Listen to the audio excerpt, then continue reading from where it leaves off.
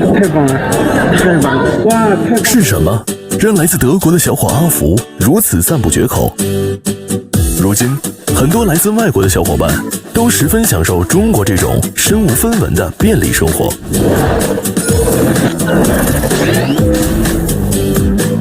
在过去的5年里，互联网成为了中国人的生活方式。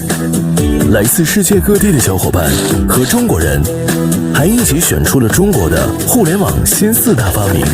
与古老4大发明一样，他们都是通过新技术造福人们的生活。其中让阿福疯狂的一项就是中国的移动支付。因为中国的移动支付是目前世界上规模最庞大、使用最便捷、覆盖最广泛的移动支付体系。普及到什么程度？如果一个强盗去商店中打劫，那么他会发现没有现金。让我们来看看在中国生活一天是一种什么样的体验吧。当你早上醒来，出门，在路边买早饭，手机扫码即可支付；坐地铁买票，手机刷一下就行。下了地铁，如果走去公司的时间不够，手机扫一扫小黄车 OFO， 几分钟就能骑到公司。午饭时间呢，你和你的同事用手机搜索附近餐馆，很多 APP 都会安排团购套餐。吃完午餐后，你去附近的超市买水，或是在报摊上买本杂志，都能扫码拿走。还可以趁休息时间在网上买东西，快的话下班前就可以收到。晚上回到家太累了不想出门，用手机 APP 叫外卖啊，1美元的外卖费，30分钟就能送到。打车、水电费，甚至是医疗费都可以用手机搞定。现在就连街头卖艺都要准备一个2维码的牌子，要不然可是要错过很多打赏的哦。这就是大部分中国人现在的生活，一种可以跟银行卡说拜拜的生活。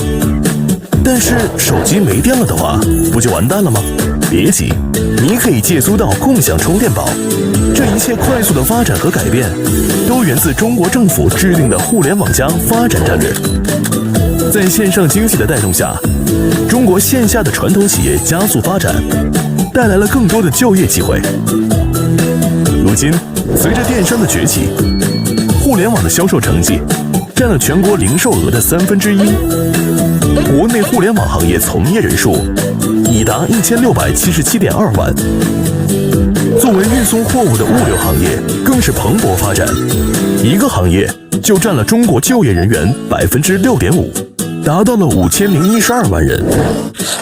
中国人的生活也正在被改变，变得触手可得。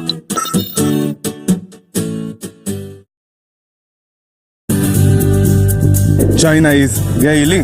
China, Kaylee. Probably that you can do everything with your phone. Really want to learn the language and the culture. I was a really shy person back in my country, and now I can and now I can speak to anyone about anything, and I like it.